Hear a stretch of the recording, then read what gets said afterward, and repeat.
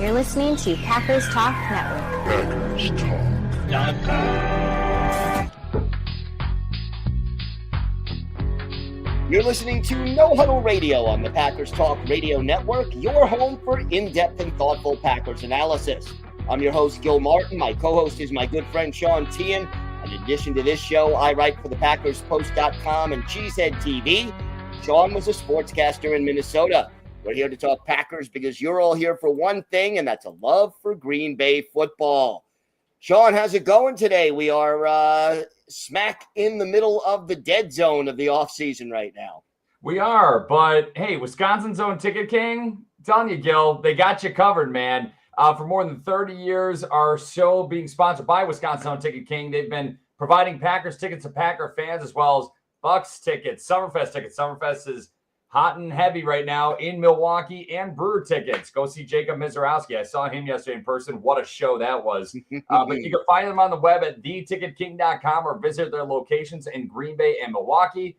Remember to support your local Wisconsin businesses and teams. And you can watch every episode of No Huddle Radio on Packers Talk Network on YouTube. Click on the bell, turn the notifications on.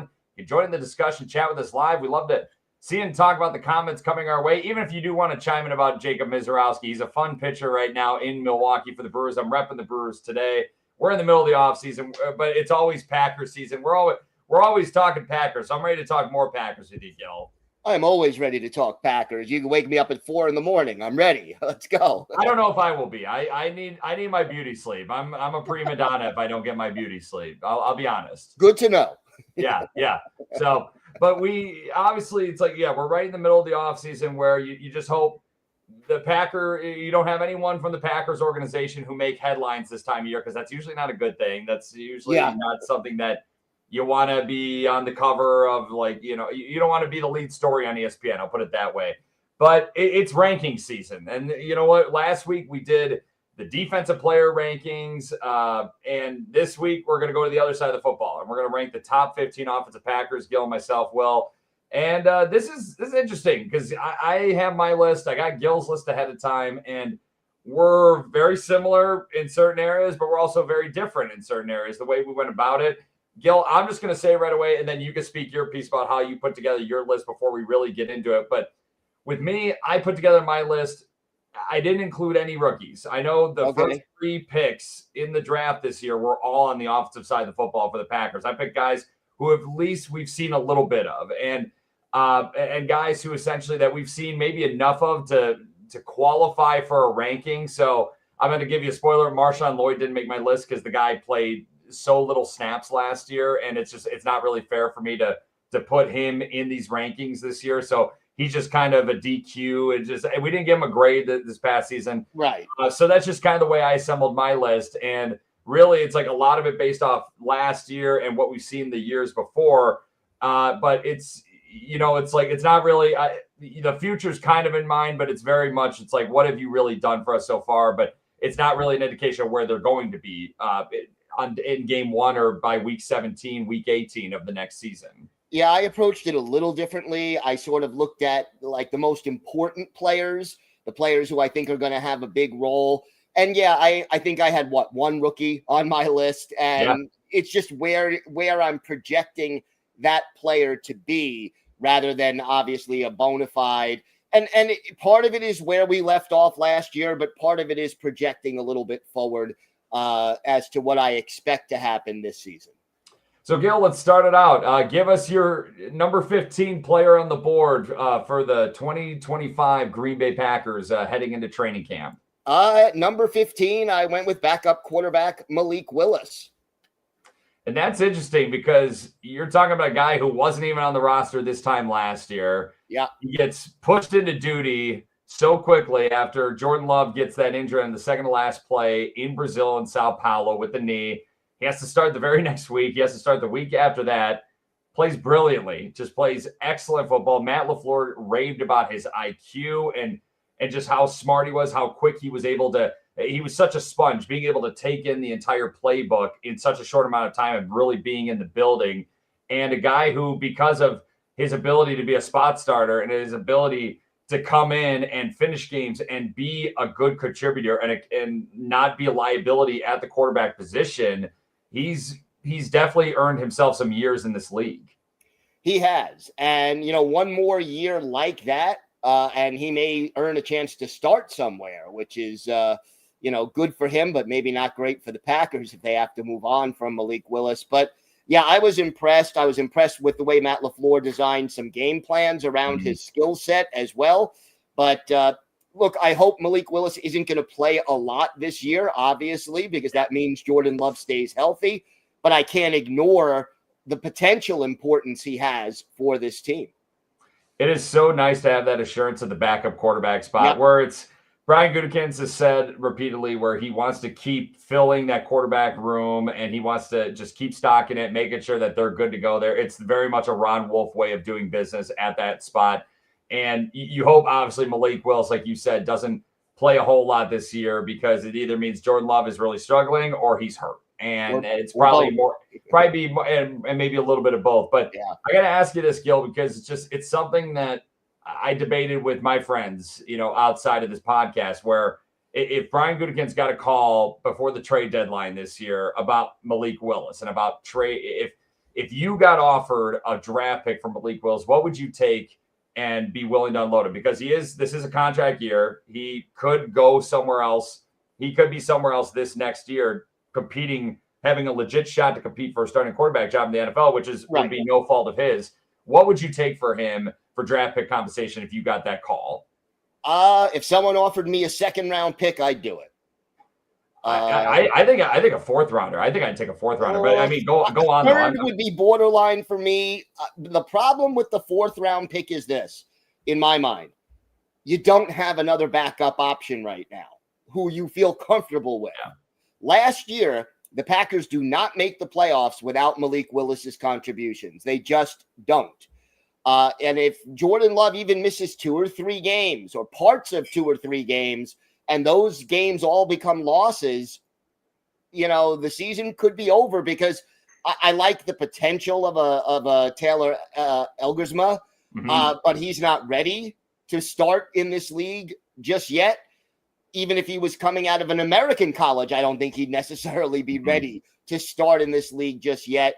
So I'm just not ready to let go of a valuable commodity that quickly.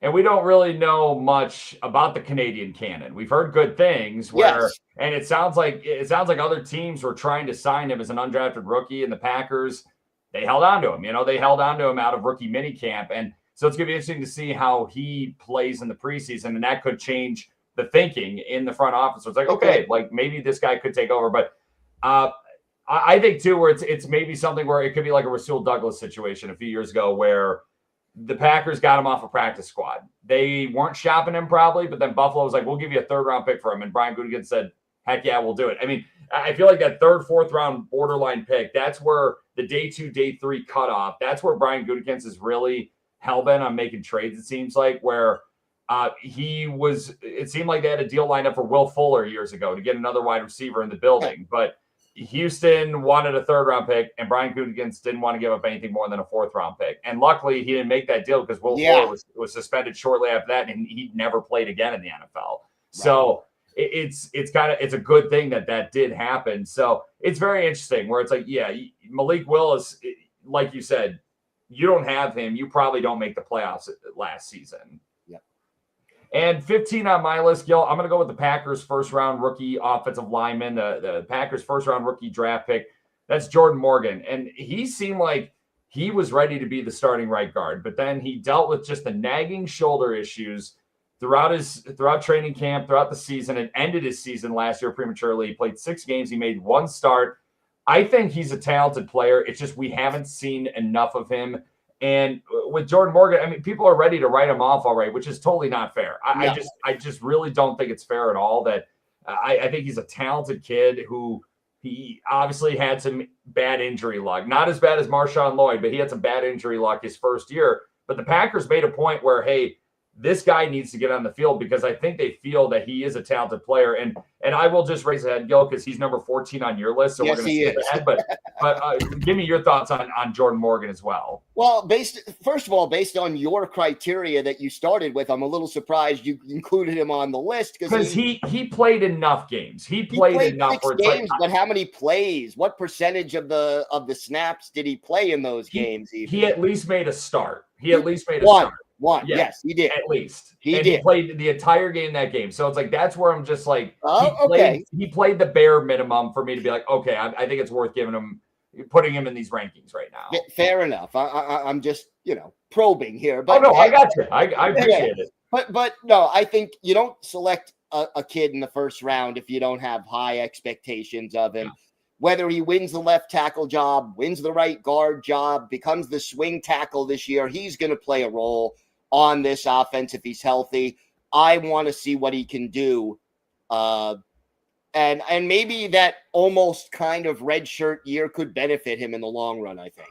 And get cleaned up, get healthy too, get cleaned up, get things fixed up and everything like that. He has a year he does have one season in the pros under his belt now. Now it's just ready to go forward. And I was thinking where it's like if Jordan Morgan were healthy for the playoffs last year when Elton Jenkins went down, may not have been as much of a disaster if he was there waiting and ready to go as the backup, as the sixth offensive lineman. Gil, 14 on my list. I'm going to say running back Chris Brooks. He's a guy who, again, he wasn't on the team at this time last year too, but an excellent pickup from the Miami Dolphins practice squad, essentially. And a guy who really was a critical piece because Marshawn Lloyd had the injury issues. A.J. Dillon obviously missed all of last year, and he was a beast in pass protection. He was a solid runner when he got his opportunities, and he's a solid receiver out of the backfield. Just an overall solid player. And it's kind of crazy that he's number 14 on my list thinking about because he may not even make the team this year. That's just how deep the running back position is, but he's going to make it very, very hard on cut down day coming up in August. I like Chris Brooks, but because, as you said, he may not even be on the team this year, he did not make my list. He's one of those guys, I think, that you don't fully appreciate until he's not there anymore. Yeah. He does so many little things. The best thing he does better than anyone else on the roster at the running back spot is pass protect. Yes. And, Matt LaFleur values that highly. And they may have to find room for Chris Brooks under those circumstances. But I think he's roughly 50-50 to make the roster, and that's why he didn't make my list. And I just don't think I don't think that's any fault of his own. No, I think there's just a lot of talent in that room. I really do. He's a good player, but it's just a numbers game at that point. So sticking with the running back spot, Gil, give us number 13 on your list. I went with Marshawn Lloyd, who I know you did not put on your list, as you explained earlier. Again, I just think he's going to play a bigger role this year. I think he's going to be the number 2 back, probably the change of pace back. The coaching staff and the front office have been just so excited about this guy's potential from the minute they called his name in the draft a year ago. I'm eager to see what he can do, and that's why I included him here at the bottom of my list, or near the bottom of my list. Yeah, I mean, the quote-unquote NFL draft experts, during the 2024 draft, they said this was the best. A lot of those guys, I think Daniel Jeremiah was the one who was really, really, really adamant about where he was the number 1 running back on his board last year. And and I think the talent's there. It's just a matter for me. We got to see it. He's got to stay on the field. He's got to be healthy. I mean, he just had horrible injury luck. I mean, head, shoulders, knees, and toes practically, for him. And I do think that he could be really, really big for this Packer offense. And I think he could be a really nice factor in this Packer offense. We just have to see it. But he definitely could be in my top 15 this time next year if he stays on the field. Fair enough. And hopefully he does. Number 13 on my list, and he's a guy who I think could shoot up this list easily if he could just get back to the basics of just being able to catch the football. That's wide receiver Dontavian Wicks. I think he has so much talent. His ability to separate and get off the line of scrimmage. He has so much. He's not Devontae Adams, but he has so many qualities of Devontae Adams in his game. And it's just the hands are such an issue. And the thing is, it's like he had so many opportunities to catch the ball because he's always open. And Yep. Dontavian Wicks, it's just a matter of just being able to catch the football on a consistent basis. But the talent is clearly there. He's an explosive player on the outside. It's just getting the fundamentals down, Gil, but he's 13 on my list. I had him higher, and we'll get to that obviously a little bit later. Look, he led the team in targets last year. Did not lead them in catches. He was, fourth in catches, but led the team in targets. He is getting open. He has had consistency issues with his hands since college. Yeah. 1 year, I believe his next to last year in college was better than his final year in school. And one of the reasons was drops. If he can straighten out the drops, he is capable of being, a starter and an impact player. But I do need to see a little bit more from him. But I'm really high on his potential. He's got to realize it. A buddy of mine told me that he thinks of all these young receivers before Matthew Golden got drafted, that he's like, if he had to put money on one guy being the best receiver of this group, he'd put his money on Dontavian Wicks. Yeah. That's how much potential he has. We just got to be consistent. You just got to hone it in. 12 on your list, Gil. Let's move on. Let's go to the offensive line. I go with Sean Rhyan. I like Sean Rhyan a lot. I had him. I'm a little more bullish on Sean Rhyan than you were, Gil. He's a guy I think it looked like as a rookie, he had the suspension. He didn't get on the field. He got on the field for one snap or something. One total snap, and that was on special teams. Yeah. And he had the suspension for the PEDs, I believe. And he looked like it's another third-round whiff by Brian Gutekunst. But then he got on the field his second year. He showed some good things. He's a mauler in the run game. The pass pro has gotten better in year 3. He's taken jumps every year. So he's a guy where he's entering a contract year, and he's making it very hard for the Packers to decide whether or not to pay him or let him walk this upcoming offseason. Yeah, and one of the reasons I had him this low was just because I'm not sure if he wins the starting job or not, depending on, what happens with Jordan Morgan and what happens with his future contract situation. So I like Sean Rhyan. I like some of the attributes he brings to the table, his toughness, his attitude, but I couldn't rank him too much higher because of that little bit of uncertainty. Telling you, if these rankings were for the best hair on the Packers, Sean Rhyan would probably be number 1 on this list. He'd be number 1 easily. That flow, man. There you go. It's unbelievable how well he keeps that. Let's move to let's stay at number 12, actually. And I'm going to mention another wide receiver here, Gil, and that's Romeo Doubs. Obviously, a bit of a tough, tumultuous season last year for Romeo Doubs. He had health-wise, he had the concussion issues, had a few concussions in the playoffs and earlier in the season, and something that's really scary for his future moving forward. But then he had the issues with the team in general. He was suspended a game for conduct detrimental. He just skipped out in practice, wasn't happy with his involvement in the offense and just the lack of targets he thought he was getting. He also struggled with drops as well. I just feel like with Romeo Doubs, he's a good player, but I don't think he's going to be anything more than he is right now. I just feel like we're at his ceiling right now as a wide receiver in the NFL. Yeah, I mean, I like Romeo Doubs. He's maybe one of the more consistent young receivers, but I don't think he has that ceiling that some of the other players have. And, there are some rumors going out there that he might get traded depending on how quickly some of the rookies pick up the offense. He's in a contract year, so there's a lot of pressure on him. I like Romeo Doubs. He is, to preview it, my number 11. So, we're right here again, very similar in this respect. But, couldn't rank him higher because of the fact that I don't think his ceiling is all that much higher. Yeah, and we're thinking the same thing. And you got to think we're number 2 wide receivers. You saw what T. Higgins just got from the Cincinnati Bengals as a number 2 there. And the number 1 in Cincinnati is Jamar Chase. It's not really saying like, oh, T. Higgins a bona fide number 2. Like T. Higgins will probably be a number 1 receiver in a lot of different teams.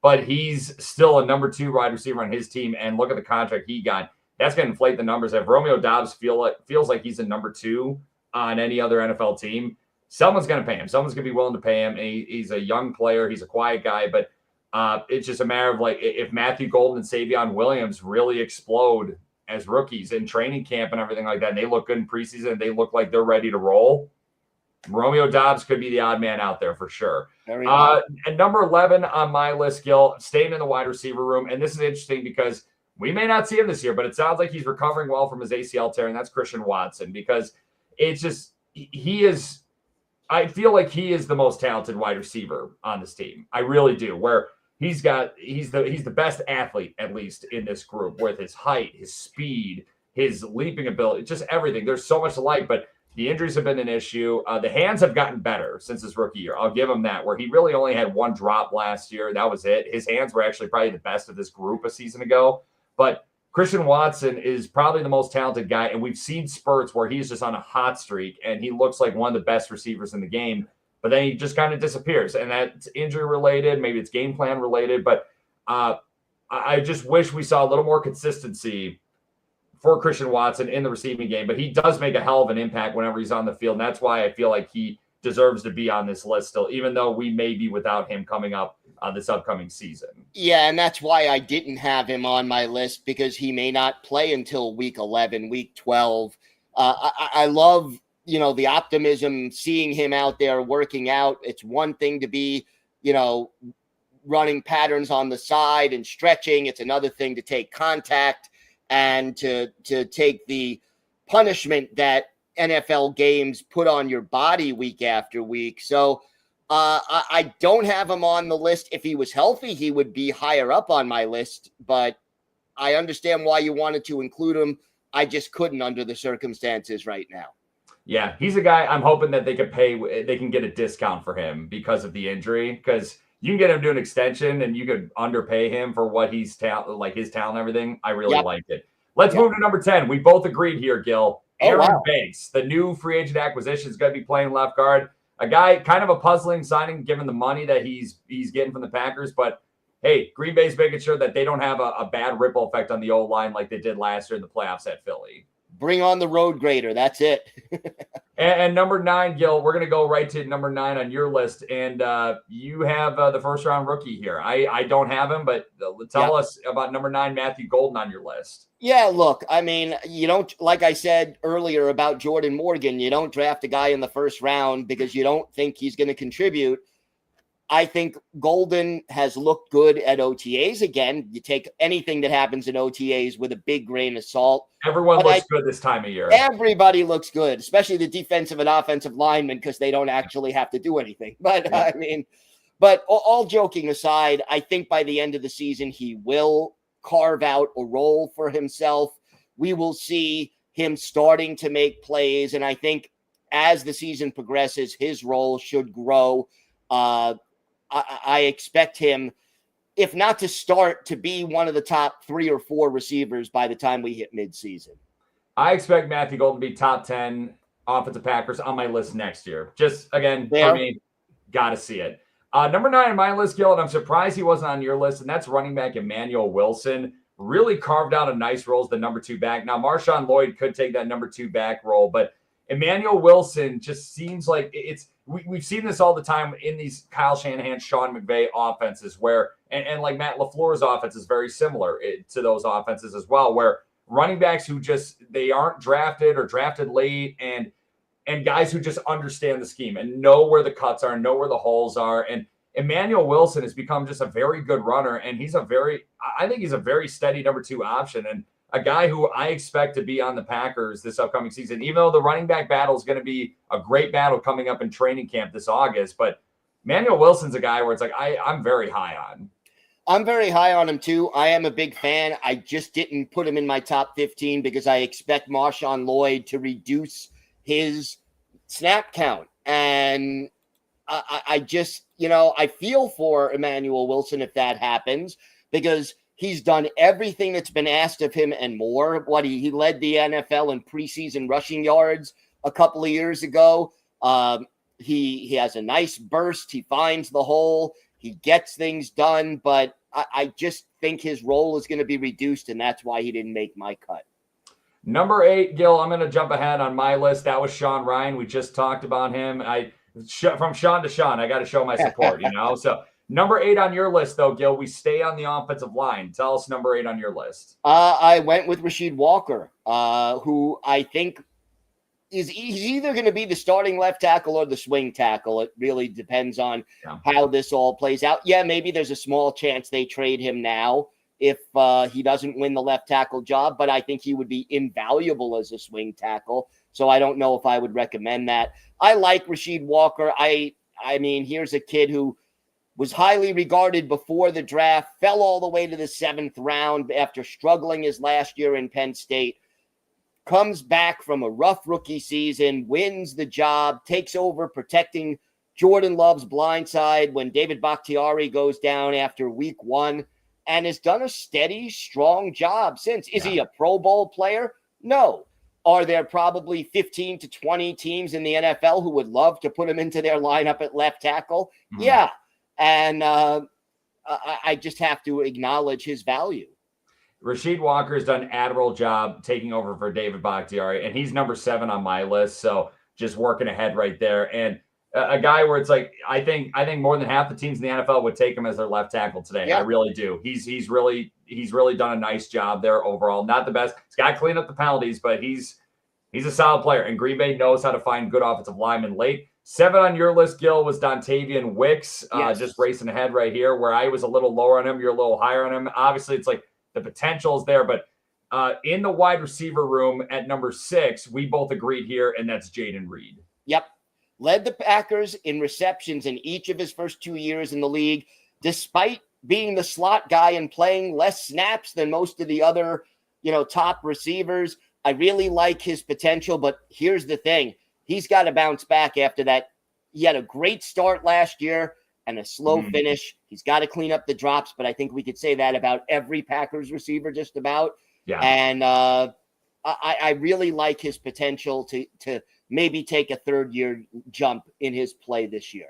I think Jaden Reed would have been top 5 on my list if he kept continuing on the pace that he started last year. But injuries had to play a factor. He seemed beat up. It just didn't – things weren't really clicking. And you just hope that he's healthy now and he's bulked up a little bit and he's ready to dominate for a full 17-game schedule instead of maybe the first 12. So very, very critical year coming up for Jaden Reed. Number 5 on your list, Gil, and 5 and 4 was kind of interchangeable here. So go ahead and reveal number 5 on your list. I go with the Big E, Elton Jenkins. To me, the second best offensive lineman on this team, multiple Pro Bowls already. Got to get that contract situation straightened out, obviously.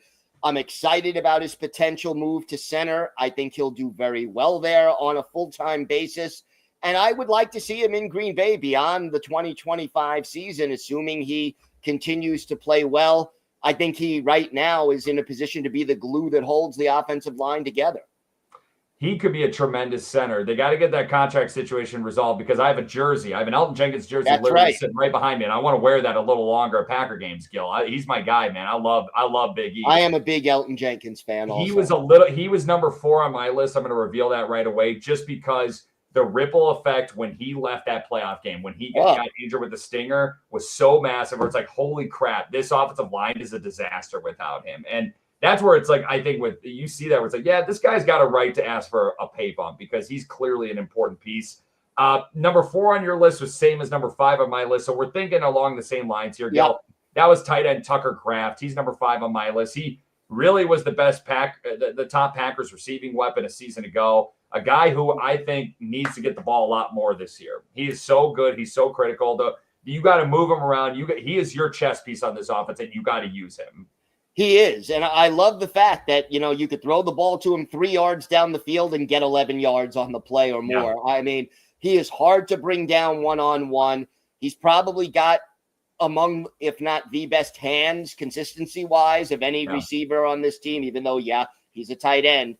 And I think he still has room to get better. One more jump, I could see him developing into a Pro Bowl tight end. Yeah, and he was, again, number 4 on your list. Elton Jenkins was number 4 on my list as well. But one last thought about Tucker Kraft is just like, I don't remember the last time the Packers have had a tough tight end who's just like hard to tackle on first contact since before Tucker Kraft. I really can't think of someone. Jermichael Finley was a great athlete, but he wasn't really like he wasn't really the big, strong guy like Tucker Kraft is. It's been a long time. You got to go back probably to Paul Kaufman, and then you're going back to the mid-'80s when he left. So, And Paul Kaufman's kid, Chase Kaufman, played in the NFL for quite a bit too. But again, number 4 on my list was Elton Jenkins. That's my guy. Number 3 and 2, Gil, these again were pretty interchangeable, just like 4 and 5 were. Number 3 on your list, it looks like it was offensive tackle Zach Tom, who was number 2 on my list. But tell us your thoughts about putting Zach Tom at number 3. Well, look, he's your best offensive lineman. He's graded out that way for the last 2 years. Had a little bit of struggle late last year with injuries, and it did slow him down, but he played, he persevered. He's one of those guys, he doesn't have the ideal size to play tackle in the NFL, but he's such a good technician. He's smart. He knows his assignments. And, if you want to call him an overachiever as a 4th-round draft pick who's a little undersized, who's become so steady and so talented, fine, do that. I'll take him any day of the week. I really like what Zach Tom brings to the table. And Goody's got to sign him ASAP. Everything you said, like that was a quote-unquote slam on Zach Tom. That's what people said about David Bakhtiari, too. Yeah, exactly. He's essentially, his footwork is so good. His hands are so good. He's a smart player. He's up for a contract, too. He's, again, the number 1 guy on my list of all the contracts coming up, all the contract extensions that they need to think about. He's number 1 easily on my list. You've got to take care of him. And you got to protect the number 3 guy on my list. That's quarterback Jordan Love. His play was just kind of, I think that knee injury was way more significant this past season from the Brazil game, but he still, statistically, the numbers were not terrible, but he really didn't make that jump like we were hoping to see from his first season as the starter in 2023. Yeah, you wanted to see him pick up where he left off in the second half of 2023, where the last 8 games he had 16 touchdowns and 1 interception. He was just playing lights out like he was one of the top 5 quarterbacks in the NFL. He never really was able to get on track. And amazingly enough, his statistics were slightly better last year than overall in 2023. But I want to see what a healthy Jordan Love will do. And, he was my number 2. So we're right there. I just really, this is a critical year for Jordan Love, and I want to see what he can do. I think this is his team right now. He is the leader of this team. But now he's got to show what that leadership can provide. And the reason why I had Zach Tom at number 2 just over Jordan Love is because Zach Tom was a guy who he had all pro votes. And this guy was essentially had the 3rd highest votes, I believe, for offensive tackles last year for the NFL's all pro team. And I think that's a tremendous honor. And I think he's probably, I thought on the offensive line, easily their best player, but just a tremendous, tremendous talent. Number 1, Gil, we were in unison. We were in harmony here, and that's running back Josh Jacobs. What an addition. 15 rushing touchdowns, his first career receiving touchdown. He is the heartbeat of this Packers offensive unit, and he was just what an addition. After losing Aaron Jones, a guy who we love and still love to this day, and Josh Jacobs, I feel like, bolstered that room. Josh Jacobs, look, it was partially due to the injury to Jordan Love, but that offense ran through Josh Jacobs for most of last season. Whether it'll remain that way going forward, I don't know. But even if it doesn't, he is a big part of this offense. He makes this offense go, and I absolutely cannot wait to see what he does for an encore. And I love what they did on the offensive line in the offseason with the Aaron Banks signing and the Anthony Belton draft selections, were 2 guys who are just big dudes who just maul people, and they are meant to be offensive linemen in a power run game. And guess what? That's what Josh Jacobs is. He's an ultimate power runner. Great teammate, too. He's not afraid to say what needs to be said. And that's what you want from a leader. And that's a guy who's just been a wonderful addition to the Green Bay Packers, and a guy who I hope is here for a while, but you never know. The NFL means not for long for a reason. So, Gil, as we wrap up, we're in the dead part of the offseason, but this is ranking season. Tell us, though, what articles you have coming up on Packers Post Cheesehead TV. I know you're busy with your New York Islanders. They have the number 1 pick in the NHL draft coming up, but you still got stuff cooking online for the Packers. Always. Took a look at on Packers Post at a couple of players who I think have important seasons coming up, Edrin Cooper and Luke Musgrave. And over at Cheesehead TV, I did ask the question, what Matt LaFleur has to do to get a little more respect in some of these coaching rankings. Yeah, Matt LaFleur, to me, top 10 coach. He's a top 10 coach, but the playoffs have just got to be a little better. That's it. That's it. But Gil, you ready for some trivia? I am ready. All right. Well, Gil, we were just talking about the NHL draft, and I know you're not a big NBA guy, but one of the most exciting prospects was drafted into the NBA on Wednesday night. The Dallas Mavericks selected Duke's Cooper Flagg with the first overall pick. Flagg is from Newport, Maine, not really a hotbed for pro athletes, but 27 Maine-born players have registered at least one snap in the NFL. Gil, true or false? The Packers have never rostered a Maine-born player in franchise history. Only 27 of them. I am going to say false. You are right, but do you know who it is? Because No. I didn't either, and thankfully we have the internet to confirm this. Yes. That was tight end Dick Cap in 1967. He played a whopping 2 total games for the Packers during the 1967 season. Now, Gil, let's stick with the main theme for just a little longer before we really wrap up with some bonus trivia. The Packers have rostered 2 University of Maine alumni in their franchise history. Name the 2 players, and they both have been in the last 15 years. One on offense, one on defense. And if you know this, I'm going to be shocked. The one on offense, I believe, was a tight end, if I'm not mistaken. You're right on it. Yeah. Okay. Gosh, I'm trying to remember his name, though. He caught 1 touchdown for the Packers. 1 touchdown. From Rodgers or Favre? From Rodgers. Okay. In 2010. So both these guys never played with Favre. Okay, from 2010. Yeah. I am drawing a blank here. Go ahead. All right. So one is you mentioned tight end Justin Perillo. Yes. Played from 2014 through 2016. So you're on the right track. The other was safety Jerron McMillan. You remember him? Played for the Packers for 2 years after he was drafted in the 4th round of the 2012 NFL draft. Appeared 28 games over his lone 2 NFL seasons, both the Packers. He intercepted 1 pass in 2 years. Perillo played 3 years for the Packers from 2014 through 2016. Primarily a special teams guy. He appeared in 20 total games on offense. He caught 15 passes, scored a touchdown. McMillan and Perillo, they are 2 of 24 University of Maine alumni to register at least 1 snap in the NFL. So there you go. You learned a little bit something new today, Gil. You learned a little bit more about the great state of Maine. I've never been there. You're closer to Maine than I am, but I always have wanted to get a nice lobster in Maine. I've been to Maine. It is lovely there, and I had lobster pizza when I was there. Oh, baby. Just coated in butter and everything. All right, wrap us up. I'm going to go eat dinner. All right. See you later. I'm going to the kitchen. All right. All right. Well, that's it for today. We'll be right back here next week. Follow us on Twitter at Gil Packers and at GB Packers. Stay up to date on all the Packers or to ask us questions. Or you can email us at gbpackerssean@gmail.com. Make sure you're subscribed to Packers Talk on iTunes, Google Play, Spotify, YouTube, or wherever you get your podcasts. Big thanks to PackersTalk.com for powering our show, and thank you for listening.